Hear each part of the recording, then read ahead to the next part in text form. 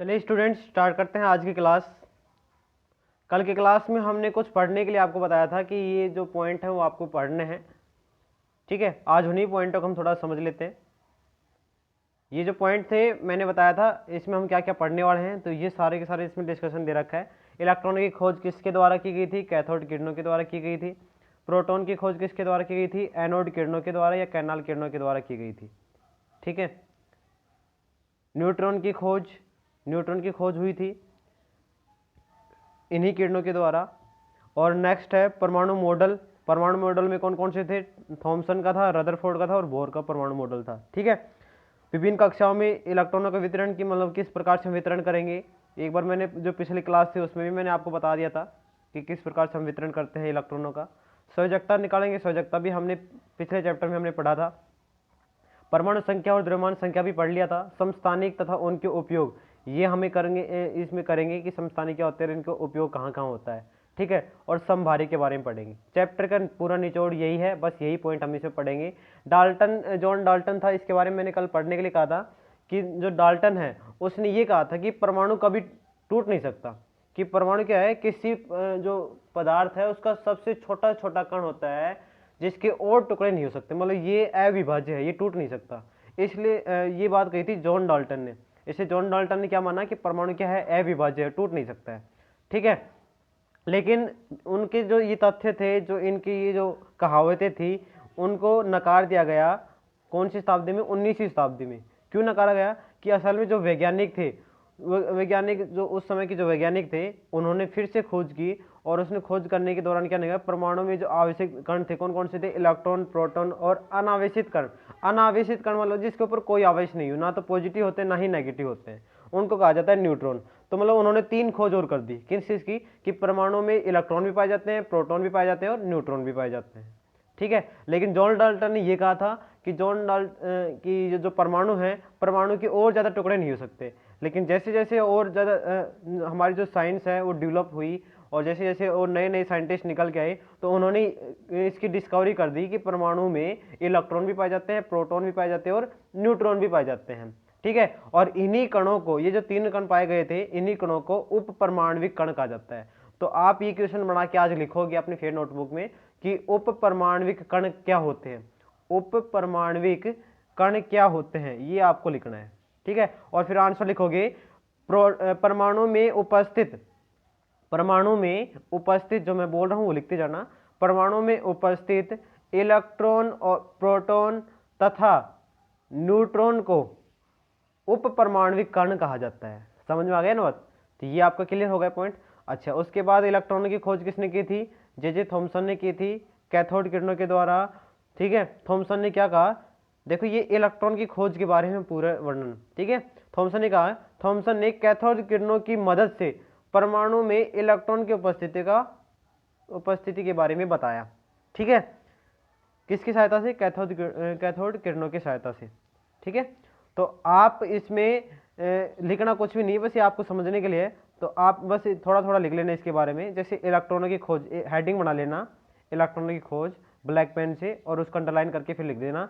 सबसे पहला पॉइंट आपको लिखोगे कि इसकी खोज जे थॉमसन ने की।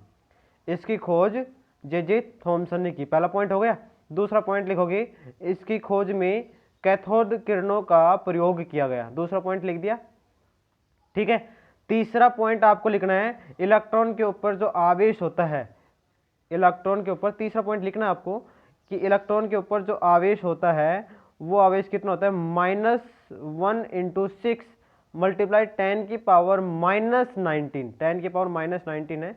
और सी है कूलाम। कूलाम होता है चार्ज को मापने के लिए आवेश की इकाई होती है कूलाम। ठीक है, सी का मतलब कूलाम, और कूलाम आवेश की इकाई होती है। जैसे मतलब वजन को हम मापते हैं किलोग्राम में, वैसे ही हम आवेश को मापते हैं कूलाम में। ठीक है, ये आपको समझ में आ गया। फिर आप फोर्थ पॉइंट इसमें बना के लिखोगे कि इलेक्ट्रॉन का द्रव्यमान, तो इलेक्ट्रॉन का द्रव्यमान होता है 9 × 1 × 10 की पावर -31 किलोग्राम। तो ये 4 पॉइंट आपको लिखने हैं। पहला पॉइंट कौन सा? पहला इलेक्ट्रॉन की खोज आपको हेडिंग बनानी है, और फिर उसमें पहला पॉइंट लिखना है इसकी खोज, इनकी खोज जे थॉमसन ने की, पहला पॉइंट। दूसरा पॉइंट लिखना है इसकी खोज में कैथोड किरणों का प्रयोग किया गया। दूसरा पॉइंट आपने लिख दिया। तीसरा पॉइंट इसमें आवेश का लिखना है कि इस पे आवेश कितना होता है, और चौथा पॉइंट इसके द्रव्यमान का आपको लिखना है। तो 4 पॉइंट इसमें आपको लिखने हैं। तो चलिए बात करते हैं नेक्स्ट जो हमारा है प्रोटॉन की खोज। प्रोटॉन की खोज वो किसने की थी? ई गोल्डस्टीन जो साइंटिस्ट थे उन्होंने की थी, ठीक है। और उन्होंने किसका प्रयोग किया गया? उन्होंने प्रयोग किया एनोड किरणों का या कैनाल किरणों का उसने प्रयोग किया, ठीक है। और धनावेशित कण यानी प्रोटॉन की खोज की। देखो प्रोटॉन के ऊपर प्लस चार्ज होता है, पॉजिटिव होता है प्रोटॉन, ठीक है। प्रोटॉन के ऊपर प्लस चार्ज होता है इसलिए इसको धनावेशित कहा जाता है, ठीक है। और इलेक्ट्रॉन पे मतलब माइनस चार्ज होता है तो ये इसको ऋण आवेशित कण कहा जाता है। इसमें भी एक पॉइंट और लिख लो, इसमें 4 पॉइंट हो गए थे ना, 5वां पॉइंट इसमें और लिख लेना कि इनको ऋण आवेशित इस तरीके से ऋण आवेशित तो आप लिख लोगे, ऋण आवेशित कण कहा जाता है, ठीक है। लिख लिया ना 5 पॉइंट। फिर आपको लिखना है इसमें, और फिर सेकंड आपको हेडलाइन जो नेक्स्ट जो है वो आपको हेडलाइन बनानी है प्रोटॉन की खोज। और प्रोटॉन की खोज में आप पहला पॉइंट लिखोगे इसकी खोज किसने की थी? ई गोल्डस्टीन ने इसकी खोज की है, ठीक है। तो सबसे पहले लिखोगे इसकी खोज ई गोल्डस्टीन ने की है।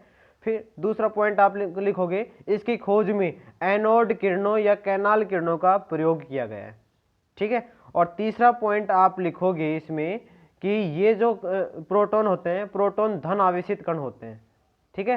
तो देखो यहाँ पे धन है तो यहाँ पे ऋण लिख देना, ऋण आवेशित कण वो तो हो जाएगा इलेक्ट्रॉन का, और प्रोटॉन होते हैं धन आवेशित। इसी में मत लिख देना ऋण आवेशित, ऋण आवेशित तो आपको लिखना है इस वाले में, और धन आवेशित लिख रहा है प्रोटॉन वाले में, ठीक है। क्लियर?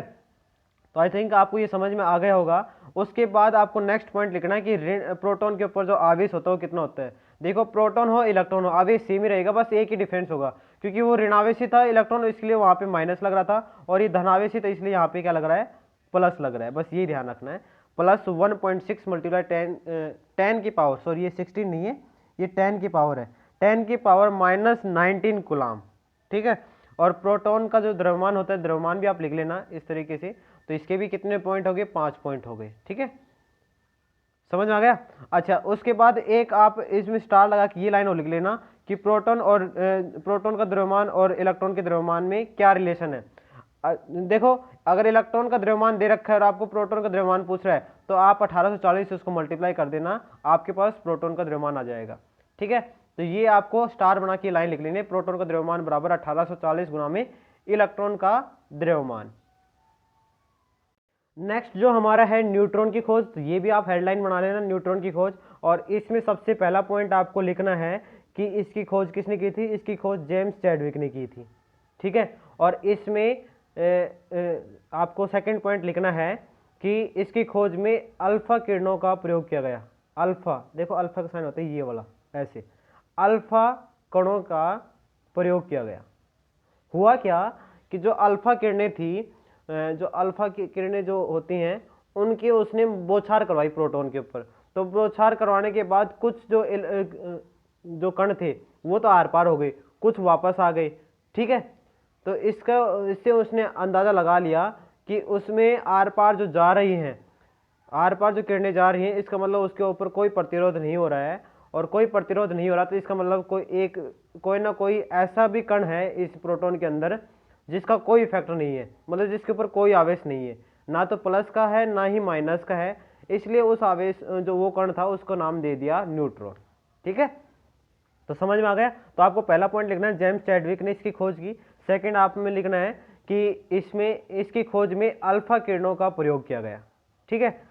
समझ में आ गया? क्लियर? और फिर तीसरा पॉइंट आपको लिखना है ये आवेश रहित होते हैं, ये आवेश रहित होते हैं, मतलब इनके ऊपर कोई आवेश नहीं होता, ना तो धनात्मक होते हैं और ना ही ऋणात्मक, ना ये धनावेश होते हैं ना ये ऋणावेश होते हैं, ये आवेश रहित होते हैं, मतलब इनके ऊपर आवेश नहीं होता है, ठीक है। समझ में आ गया? फिर उसके बाद इसने एक बात और बताई है।